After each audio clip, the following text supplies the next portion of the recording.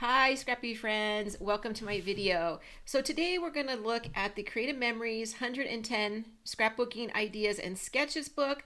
We're going to start working on a series where I'm going to take some of the sketches in here, and instead of using them for a traditional scrapbook layout page, I'm going to make it into a title page. I have several albums that I need to get some title pages in, and there are some wonderful sketches in here that I think will be perfect just for that. So let's take a look at an example. So today we are going to work on page 14, and it's this sketch right here. This is what I feel about these kind of sketches. Whenever there's a sketch that requires a lot of different patterned paper, that's not my traditional way I like to use my pattern paper. I tend to go toward bigger chunks of paper and like strips across the page. That's kind of my go-to. I love this page.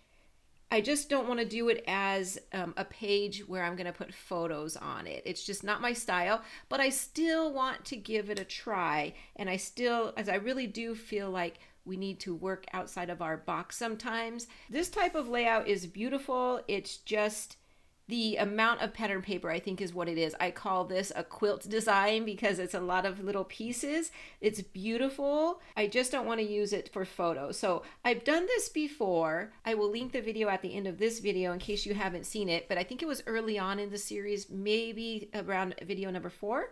Here is a picture of the finished page.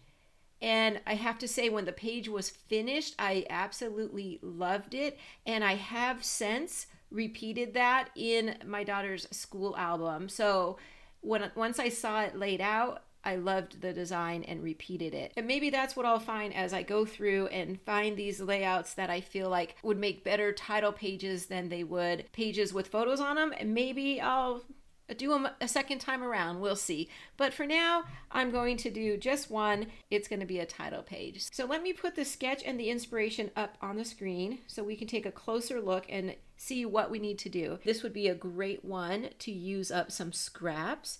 What we need to do is we need 16 2.5 inch by 2.5 inch squares. Then we're going to fold them. And once we get their proper shape, we'll turn it into the star looking pattern that you see in the sketch. I don't think this is going to be too difficult. It's just the time will come in cutting and folding those appropriately. And then you'll also see that it's on what I call a frame style foundation. So there's a background of, a solid cardstock in the way background, and then some strips of another color cardstock making a frame on top of a frame. And to kind of house our, for lack of a better term, I'll call it a quilt square. So within that quilt square, it's then a frame, and then the whole page is matted with another solid color. I can't wait to try it. So let's come on back to my desk and I'll show you what we're going to use. Okay, so I do have some scraps from the Vivid Melodies collection. I'm using both the Capri Blue and the lime tart. So first thing we have to do, I'm going to make my quilted piece on white paper. So we need to bring in our ruler. Okay, so what we need to do is we're going to need to mark it vertically and horizontally at 6 inches. So let's see here.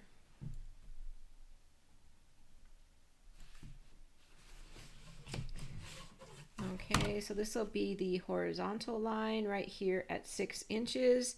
We're just going to use a pencil.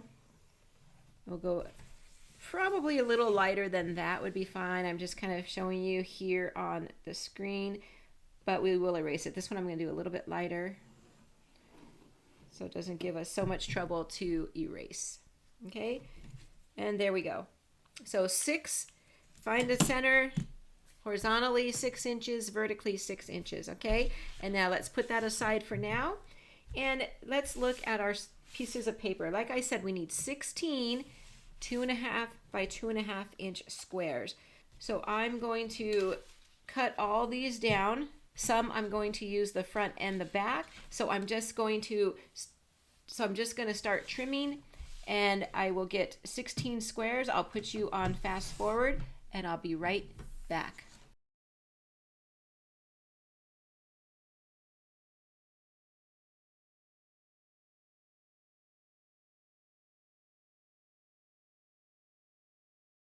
There we go. I have all 16 of my 2 by 2.5 by 2.5 inch squares, and I'm ready to move on. So the next step is we need to change our blade from the straight blade to our scoring blade. I already had it out here for us.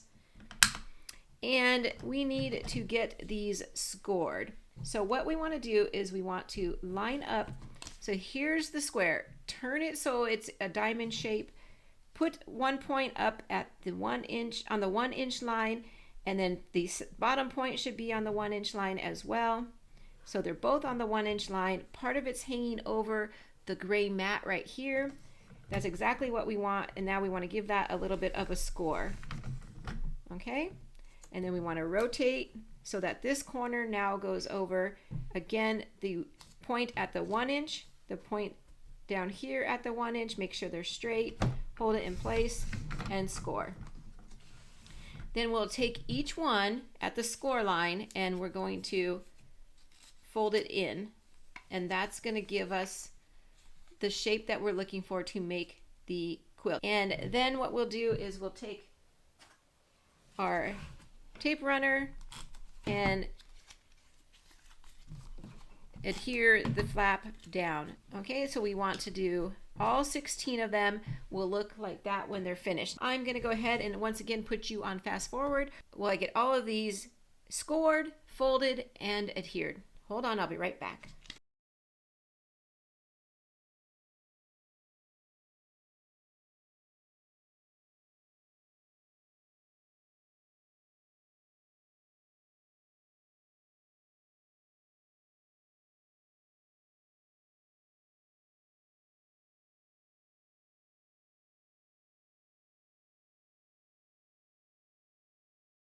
Okay, there we go. That didn't take too long at all, especially on fast forward. No, it's just like, it wasn't long. It was just once I got into a little system and a little routine, it went by really fast. Okay, so there's our 16 squares that we have now folded over to expose the back side. Super cute.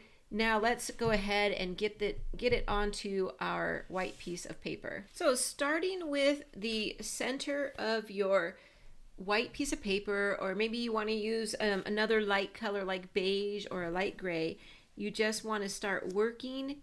You put the point of the first one, whatever you decide, I just randomly picked right now, and have it pointing out, and we're just going to work our way out through the whole design.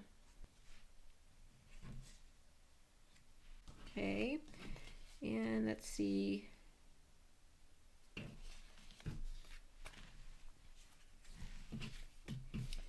Let's see here. I'm actually going to move this one out. I have more green than I have blue, so I want to keep that in mind. So that's my second one. Now I'm going to move out to the third row. Again, I'm just randomly placing and going out towards the edge of the white cardstock. This one I don't want too close to the same pattern, so I'm just going to move that. These are almost the same, they're just different colors, so I'll put this one up there. In fact, I think I'm going to switch these two around just to vary it up a little bit. Again, that's the same pattern. You know, just move them around until you get it into a position that you like. And there we go. It looks good.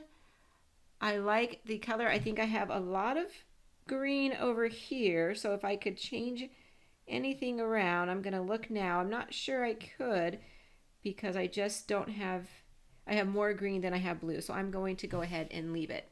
Okay, I'm going to get this all adhered down, and then I'll be back and we'll cut the mat for behind and the strips for the top. Okay, hold on. There we go. I'm back. Everything is adhered down. So the next thing we want to do is we don't want to forget to erase the little bit of the line that is still showing. So I have this white eraser and it's coming off perfectly.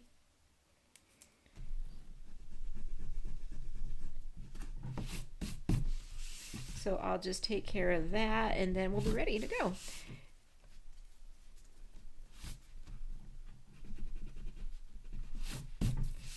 Okay, I'm going to bring in our 12-inch trimmer, and what we want to do is we want to trim off 1/4 of an inch off of each side around our quilt block. Okay.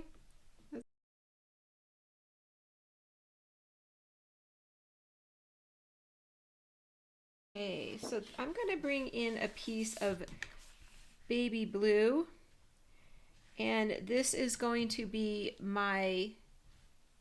the colored cardstock I'm using for my frame around my quilted piece. Okay, I think I have a lot of green, so I thought this would be great to kind of bring out the blue a little bit more. But I am going to gut it because I want to save some of my cardstock. I might bring it up in the front to mount on the year and stuff. So let me go ahead and do that. And if you don't know how to gut a piece of paper, I do have a video on this. I will link it at the end of this video. You can go over there and take a look, and it goes over, whoops, it'll go over exactly what I'm doing here. Okay. Okay, so the next thing is to bring in the stripes that are coming across. They're going to be 1/4 inch in width, and I'm going to need 4 of them. In our inspiration that we saw earlier, that used black, but I'm going to bring in this navy. Again, I want to highlight the blue and bring the blue out a little bit more. So the navy is going to help me with that. So I'm going to just do 4 1/4 strips. If you didn't know, right to the edge of your mat, your gray cut mat, is 1/4 of an inch. Okay, we want 4 of those.